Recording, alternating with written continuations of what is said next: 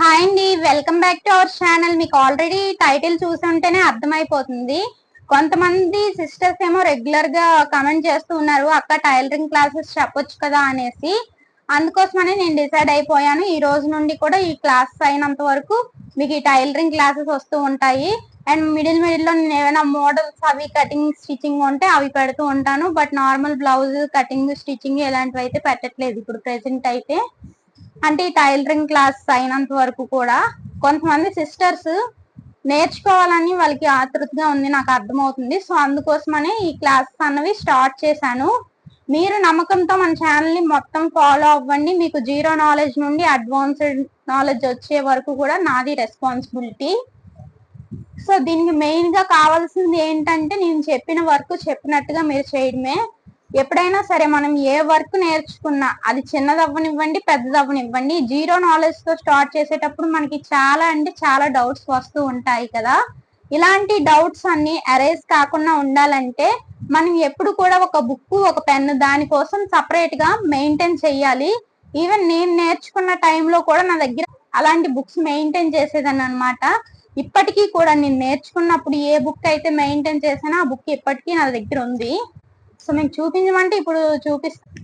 అయితే ఏంటంటే, మనం ఇలా బుక్ పెన్ మెయింటైన్ చేసుకుంటే ప్రతి ఒక్క పాయింట్ ఇంపార్టెంట్ అనిపించిందల్లా అందులో నోట్ చేసుకున్నాం అనుకోండి, మళ్ళీ ఆ పాయింట్ మర్చిపోయినా మనం వేరొక వీడియోస్ కోసం సెర్చ్ చేయని అవసరం లేదు. ఆ బుక్ లో ఆల్రెడీ ఉంటుంది కాబట్టి మనం అలా పేజ్ తిరగేయగానే ఆహా ఇది ఫలాంది అనేసి మనకి అర్థమవుతుంది. సో ఏ విషయంలో అయినా సరే, ఓన్లీ టైలరింగ్ కాదు, దేంట్లో అయినా సరే మనం ఒక బుక్ పెన్ను మెయింటైన్ చేసుకుని అందులో ప్రతి ఇంపార్టెంట్ పాయింట్ రాసుకున్నాం అనుకోండి, ఈజీగా అర్థమవుతుంది. సో టైలరింగ్ లో కూడా అంతే, మనం ఒక బుక్ పెన్ను దానికంటూ సపరేట్ గా మెయింటైన్ చేసుకోవాలన్నమాట. సో ఇలా మెయింటైన్ చేయడం వల్ల మన మైండ్ లోకి చాలా ఈజీగా అర్థమైపోతుంది. ఒకవేళ ఎప్పుడైనా మర్చిపోయినా సరే ఆ పేజ్ ఇలా తిరగేయగానే మనకి వచ్చేస్తుంది. ఇది ఒక పాయింట్. అంటే మీకు నేర్చుకోవాలన్న ఆలోచన ఉంటుంది, బట్ ఎలా నేర్చుకోవాలి, దాని మీద ఎలా కాన్సన్ట్రేషన్ చేయాలి, ఈ పాయింట్స్ అయితే మాత్రం అసలు ఎక్కడ ఎవరు కూడా చెప్పరు. అవన్నీ కూడా మీకు ఇప్పుడు చెప్పి రేపటి నుండి క్లాసెస్ అయితే స్టార్ట్ చేస్తాను. అలాగే కొన్ని టూల్స్, టైలరింగ్ కి కావాల్సిన టూల్స్ అన్ని కూడా ఈ రోజు క్లాస్ 1 లో అయితే చూపిస్తాను అనమాట. సో మీకు ఆల్రెడీ ఒక పాయింట్ అయితే చెప్పాను, ప్రతి ఒక్క ఇంపార్టెంట్ పాయింట్ కూడా మనం బుక్ లో అయితే నోట్ చేసుకోవాలి. ఇంకా పాయింట్ నెంబర్ 2 ఏంటంటే, మనం పీస్ఫుల్ గా ఉన్నప్పుడు, మన దగ్గర ఎటువంటి డిస్టర్బెన్స్ లేనప్పుడు, మనకి అర్థమవుతున్నాయి అన్న వీడియోస్ తీసి అవి ఓపెన్ చేసి చూసుకొని ఆ పాయింట్స్ ని కూడా డైలీ డే 1 క్లాస్ లో ఇది అయ్యింది, డే 2 క్లాస్ లో ఇలా ఇది అయ్యింది, ఇలా మనం ప్రతిదీ కూడా నోట్ చేసుకోవాలన్నమాట. మెయిన్ పీస్ఫుల్ గా ఉన్నప్పుడు మనం వీడియోస్ అనేవి చూడడానికి ట్రై చేయాలి, అప్పుడే మనకి బాగా అర్థమవుతుంది. మీరు మార్నింగ్ టైమ్స్ లో చూడడం, లేదంటే పిల్లలు ఉన్నప్పుడు చూడడం. మార్నింగ్ టైంలో చూడొచ్చు, బట్ ఏంటి, మన దగ్గర ఎటువంటి డిస్టర్బెన్స్ లేకుండా మన మైండ్ ఫ్రీగా ఉన్నప్పుడు స్టార్ట్ చేసుకోవాలి. పిల్లలు ఉండి వాళ్ళ డిస్టర్బెన్స్ లోని మనం మునిగిపోయి ఆ వీడియో మధ్యలో పెట్టి వాళ్ళ ఏడుపులు, ఈ వీడియో అసలు ఏమీ అర్థం కాదు. సో ఫస్ట్ ఆఫ్ ఆల్ మనం ఫ్రీగా ఉండి స్టార్ట్ చేసుకోవాలన్నమాట. మన మైండ్ ఫ్రీగా ఉండాలి, మన చుట్టుపక్కల ఉన్న ప్లేసెస్ అన్ని కూడా డిసిప్లైన్ గా ఉన్నప్పుడు, మనం ఏదైనా వర్క్ నేర్చుకోవాలన్నప్పుడు దాని మీద కాన్సన్ట్రేషన్, ఫుల్ కాన్సన్ట్రేషన్ పెట్టి వినండి. ఒక్క వీడియో ఒక్కసారికి అర్థమైపోతుంది. అండ్ విన్నది విన్నట్టుగా నోట్ చేసుకోండి, ఈజీగా ఇంకా మర్చిపోకుండా ఉంటారనమాట. సో మీ అందరికీ చెప్పాను కదా, ఈ బుక్ చూడండి ఎలా నలిగిపోయి ఉందో. అయినా సరే చాలా భద్రంగా ఒక దగ్గర ఉంచుకుంటాను, ఎప్పుడైనా ఏమైనా డౌట్స్ ఉంటే ఇందులో చూస్తానన్నమాట. అండ్ నేను ఎప్పుడైనా ఏదైనా కొత్త విషయం టైలరింగ్ లో నేర్చుకున్నా సరే ఇందులోనే నోట్ చేసి పెట్టుకుంటాను. ఈచ్ అండ్ ఎవ్రీ పాయింట్ కూడా ఇందులో రాసుకున్నాను. నేను నేర్చుకునేటప్పుడు నాకు చాలా బాగా యూస్ఫుల్ అయ్యింది. చూసారు కదా, ఇలా అన్ని కూడా పేజెస్ అన్ని కూడా టైలరింగ్ రిలేటెడే. పెద్ద పెద్ద భారతాలు ఏమి రాసేలేదు, ఏదో నాకు అర్థమయ్యే విధంగా నేను నోట్ చేసి పెట్టుకున్నాను చిన్న చిన్న పాయింట్స్. ఇది చూడగానే ఏదైనా డౌట్ ఉన్నా సరే నాకు అర్థమయ్యే విధంగా ఉంటుంది. అండ్ ప్రతిదీ కూడా షర్ట్ కూడా నేర్చుకున్నాను నేను, షర్ట్ కటింగ్ స్టిచ్చింగ్ అది. సో షర్ట్ కటింగ్ అన్నమాట, ఇది చూడండి కనిపిస్తుందా మీకు, షర్ట్ కటింగ్ కూడా నేర్చుకున్నాను నేను. మా పిల్లలకి అప్పుడు స్టార్టింగ్ లో స్కూల్ యూనిఫామ్ కుట్టాలంటే నాకు షర్టు ప్యాంటు ఇవి కటింగ్ స్టిచ్చింగ్ రాదు. ఈ వీడియోస్ చూసే నేను కటింగ్ స్టిచ్చింగ్ నేర్చుకొని మా పిల్లలకి అయితే కుట్టాను. చాలా బాగా సెట్ అయ్యాయి.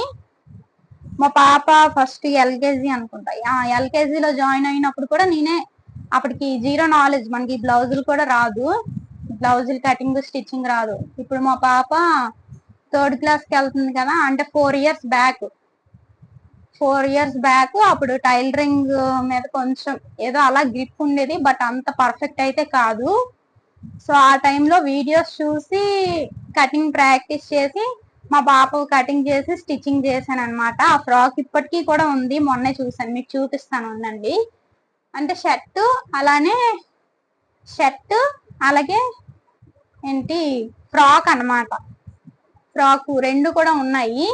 సో చూడండి, 4 ఇయర్స్ బ్యాక్ నేను కుట్టిన షర్ట్ అన్నమాట, మా పాప స్కూల్ యూనిఫాము. అప్పటికి నిజంగా చెప్తున్నాను, షర్ట్ కటింగ్ ఎలా చేయాలో స్టిచ్చింగ్ ఎలా చేయాలో కూడా నాకు తెలియదు. జస్ట్ ఫోన్ లో చూసి 1-2 సార్లు ప్రాక్టీస్ చేసి కటింగ్ చేసి స్టిచ్చింగ్ చేస్తాను అంతే. వీడియోనే చూసాను, 1-2 సార్లు వీడియోనే చూసాను అండ్ డైరెక్ట్ గా షర్ట్ అయితే కట్ చేస్తాను. అంతో ఇంతో బ్లౌజెస్ నా ఓన్ గా కట్ చేసి కుట్టడం అది చేసేదాన్ని అనమాట. బట్ అక్కడక్కడ చిన్న చిన్న ప్రాబ్లమ్స్ అయితే వస్తూ ఉండేవి. వాటన్నిటిని సరి చేసుకొని ఇప్పుడిప్పుడే ఒక 1 ఇయర్ బ్యాక్ నుండి కూడా చాలా పర్ఫెక్ట్ గా కుట్టడం అయితే జరుగుతుంది. ఏది కూడా ఎవరికి అన్ని స్టార్టింగ్ లోనే వచ్చేవు. నేను ఎన్నో వీడియోస్ చూసి వీడియోస్ ని అలా ఫాలో అయ్యి పర్ఫెక్షన్ అయితే తెచ్చుకున్నాను. అలాంటిది మీకు ఒక 2-3 నెలల్లో అంటే వచ్చేస్తుంది, డెఫినెట్ గా వస్తుంది. బట్ మనం ఇంట్రెస్ట్ చూపించాలి. ఇంట్రెస్ట్ చూపించి మన ఇంట్రెస్ట్ కి తగ్గట్టుగా మనం అన్ని కూడా మనం ఏ రోజు వరకు ఆ రోజు చేస్తాం అనుకోండి, పర్ఫెక్ట్ గా వచ్చేస్తుంది. అండ్ నేనైతే నా టైలరింగ్ నేర్చుకునేటప్పుడు టిప్స్, ఒక్కొక్క టిప్ కూడా అందులో నోట్ చేసుకొని వెతుక్కొని నేర్చుకున్నాను అనమాట. సో అప్పుడు నాకు ఇంట్రెస్ట్ అలా ఉండేది అనమాట. కాస్త కోస్త వచ్చి కాబట్టి మిగతాది అలా చూసి నేర్చేసుకున్నాను. సో నేను ఇప్పుడు టైలరింగ్ లో ఏ వస్తువులు యూజ్ చేస్తాను అన్నవి చూపిస్తాను. సో టేప్ అన్నమాట. ఫస్ట్ మనకి మెయిన్ గా టైలరింగ్ లో కావాల్సింది టేప్. సో నోట్ చేసుకోండి, ఈ పాయింట్స్ అన్ని కూడా నోట్ చేసుకోవాలన్నమాట. మనకి ఎప్పుడు కూడా నోట్ చేస్తూ ఉంటేనే వస్తుంది. మనకి టైలరింగ్ లో కావాల్సింది మెయిన్ థింగ్ వచ్చేసి టేపు. సో ఈ టేప్ లో అందరికీ తెలిసే ఉంటుంది, బట్ తెలియని వాళ్ళకి చూపిస్తున్నాను చూడండి. ఇక్కడ 0 నుండి 1 ఉంది కదా, ఇంతవరకు కూడా 1 ఇంచ్ అంటాము. ఇంకా చూడండి, హాఫ్ ఉంటే 1/2 ఇంచు. ఇదిగోండి, అక్కడ 0 కనిపించట్లేదు కాబట్టి ఇక్కడ చూపిస్తున్నాను. ఇక్కడ 1 నెంబర్ ఉంది, ఇక్కడ 2 నెంబర్ ఉంది కదా. ఈ 1 నుండి 2 వరకు అంటే 0 అనుకోండి, 1 కాదు, ఇది 0 అనుకోండి. ఇక్కడ నుంచి 1 అనుకోండి, 1 ఇంచ్ అనమాట. 2 ఇంచెస్, 3 ఇంచెస్, అలాగా. టేప్ అయితే మనం ఇంచెస్ లోనే కొలుచుకుంటూ ఉంటాము. మామూలు ఏ మెజర్మెంట్స్ అయినా సరే ఇన్ని ఇంచెస్ అని చెప్పుకుంటూ ఉంటాం అనమాట.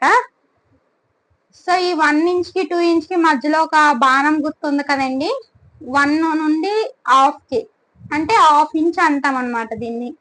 ఇంకా మధ్యలోకి మనకి ఇక్కడ మిడిల్ లో 3 గీతలు అయితే ఉన్నాయి. ఈ 1/2 ఇంచ్ కి ఈ 1 ఇంచ్ కి మధ్యలో 3 గీతలు ఉన్నాయి కదా, మధ్యలో గీతకి 1/2 ఇంచ్ అంటాము.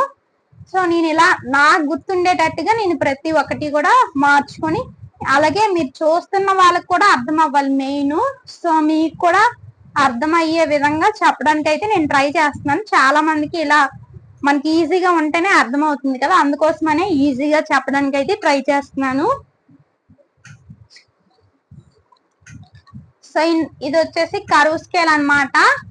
ఈ కర్వ్ స్కేల్ ఎందుకు యూజ్ చేస్తామంటే మనకి నెక్ రౌండ్స్ కానీ లేకపోతే ఆర్మ్ రౌండ్ కానీ ఇలా round shapes, curve shapes draw చేసుకోవడానికి అయితే ఈ కర్వ్ స్కేల్ అన్నది చాలా బాగా యూజ్ అవుతుంది. అండ్ ఇది నేను తీసుకొని 2 ఇయర్స్ దగ్గర అవుతుంది అనమాట. అండ్ నెక్స్ట్ వచ్చేసి మనం ఏది కట్ చేయాలన్నా సరే మెయిన్ గా కావాల్సింది సిజర్. సో సిజర్ అయితే కంపల్సరిగా ఉండాలి ప్రతి ఒక్కరి దగ్గర. అండ్ మీరు కనుక ముందు చాలా మంది ఏం చేస్తూ ఉంటారంటే పేపర్స్ మీద ప్రాక్టీస్ చేస్తూ ఉంటారు. సో పేపర్స్ మీద కనుక ప్రాక్టీస్ చేసినట్లయితే ఈ కత్తెర యూజ్ చేయకూడదు. ఓన్లీ మనం క్లాత్ కట్ చేయడానికి మాత్రమే ఈ సిజర్ అన్నది యూజ్ చేయాలి. ఒకవేళ పేపర్స్ కట్ చేసేటట్లు ఉంటే మాత్రం దానికి సపరేట్ గా వేరే కత్తెర అయితే యూజ్ చేయండి. షార్ప్నెస్ పోతుంది అనమాట. దీంతో కనుక కట్ చేసామంటే మళ్ళీ మనం క్లాత్స్ కట్ చేస్తాం కదా, అప్పుడు ఆ క్లాత్ అన్నది కట్ అవ్వదు.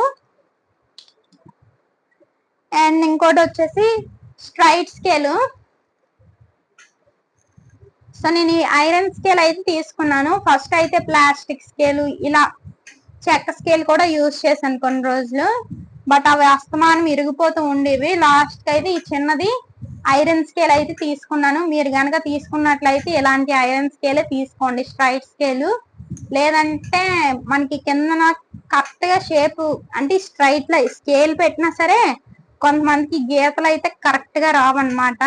ఈ స్ట్రైట్ స్కేల్ కూడా ఇలా క్రాస్ గా పెట్టి ఇలా క్రాస్ గా పెట్టి లైన్స్ అన్నవి డ్రా చేస్తూ ఉంటారు.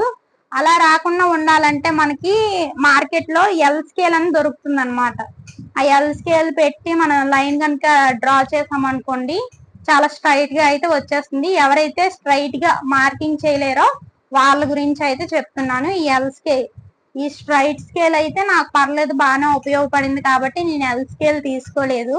బట్ చాలా మంది అలా మార్కింగ్ చేయలేరు అనమాట. అందుకోసమనే ఎల్ స్కేల్ అయితే ఎల్ స్కేల్ తీసుకోండి, లేకపోతే ఇది ఉన్నా సరిపోతుంది. ఇంకా ఇంకొక ప్రోడక్ట్ అయితే చూపిస్తున్నాను. ఇదిగోండి మార్కింగ్ పీసెస్.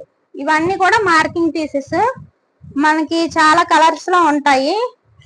చూడండి ఇలా ఉంటుంది అనమాట. పీస్ ఒక బద్దలాగా ఉంటుంది. చాలా మంది ఏం చేస్తూ ఉంటారంటే చాక్ పీసులతో మార్కింగ్ చేసేస్తూ ఉంటారు. బట్ అలా చాక్ పీసులతో అయితే మార్కింగ్ చేయకూడదు. ఈ మార్కింగ్ పీస్ మనకి చాలా బాగా ఉపయోగపడుతుంది. ఇక్కడ చూడండి టేప్ కొలతల్లో ఏ గీతకైతే మనం కరెక్ట్ గా మార్క్ చేయాలనుకుంటున్నామో చూడండి చూపిస్తున్నాను. ఇప్పుడు ఇక్కడ 2 ఇంచీలు ఉంది కదండి, ఈ 2 ఇంచీలు లైన్ దగ్గర మనం మార్కింగ్ చేయాలి. సో ఇలా మార్కింగ్ చేసామంటే కరెక్ట్ గా ఆ లైన్ దగ్గరే మనకి మార్కింగ్ అనేది పడుతుంది. చూడండి చేతి మీద కూడా కనిపిస్తుంది అనుకుంటున్నా నేను గీసిన గీత. ఈ టేప్ లైన్ ఎలా అయితే ఉందో సేమ్ ఇది కూడా ఆ లైన్ లాగా పడుతుంది. అదే చాక్ పీస్ అనుకోండి కొంచెం ముద్దగా ఇలా అంటే లావుగా వస్తుంది కదా. సో అలా లావుగా రాకుండా ఇది యూజ్ చేయడం వల్ల మనకి సన్నంగా వస్తాయి గీతలు. కరెక్ట్ గా ఎక్కడ కావాలంటే అక్కడ మాత్రం లైన్ గీసుకుంటే సరిపోతుంది. సో దీని వల్ల మనకి చాలా ఉపయోగాలు ఉన్నాయి. బట్ ఇది మెయింటైన్ చేయడం కూడా చాలా కష్టం. చూడడానికి ఇంత చిన్నది ఉందా, మనం ఇలా పడేసామంటే ఇరిగిపోతుంది, ముక్కలు ముక్కలు గుండ గుండ అయిపోతుంది అనమాట. సో ఈ పీస్ వచ్చేసి మనకి 3 రూపీస్ పడుతుంది ఒక పీసు. అదే బాక్స్ కొన్నాం, ఇందులో 10 ఉంటాయి. బాక్స్ కొంటే 25 కి లేదంటే 30, కొన్ని ఒక్కొక్క ఏరియా బట్టి ఒక్కొక్కలా ఉంటాయి అన్నమాట. సో నేను మొత్తానికి యూజ్ చేసే ఐటమ్స్ అయితే ఇవే. మెయిన్ గా నేను యూజ్ చేసే కటింగ్ లో యూజ్ చేసే ఐటమ్స్ ఏమైనా ఉన్నాయంటే ఇవేనమాట. నేను ఇంతకు మించి ఇంకా ఎక్కువ ఏమి యూజ్ చేయను. మిగతావన్నీ కూడా మార్కింగ్స్ మామూలుగా హ్యాండ్ మార్కింగ్స్ బట్టి కూడా చేసుకుంటాను. బట్ మెయిన్ గా నేను యూజ్ చేసేవి మాత్రం ఇవే. ఎన్నయ్యాయి మొత్తం 1 2 3 4 5 కటింగ్ లో యూజ్ చేసేవి ఈ 5 ప్రొడక్ట్స్. కటింగ్ కోసం మాత్రమే.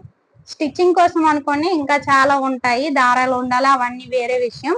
బట్ బ్లౌజ్ కటింగ్ కైనా ఏ కటింగ్ కైనా నేను మెయిన్ గా యూజ్ చేసే థింగ్స్ అయితే ఇవేనమాట. అండ్ మెయిన్ గా కొత్తగా నేర్చుకున్న వాళ్ళు అన్ని కొనాలంటే వాళ్ళకు కూడా డబ్బులు అన్నవి కాస్త ఎక్కువ అవుతాయి కదా. కాబట్టి మీకు ఇప్పుడు ఈ స్కేల్ కొనాలనుకోండి మార్కెట్ లో, దీని కాస్ట్ వచ్చేసి ఒక 20 రూపీస్ ఎంత అనుకుంటా. లేదా మేము అంత ఎఫర్ట్ చేయలేము, ఇది ఎక్కువ ఉంటుందో నేను కూడా కొని చాలా రోజులు అయిపోతుంది. మామూలు ప్లాస్టిక్ స్కేల్స్ ఉంటాయి కదా, ఇగోండి ఈ మోడల్ లో ఉంటాయి కదా, అవి అయితే పెద్ద స్కేల్ 10 రూపీసే ఉంటుంది.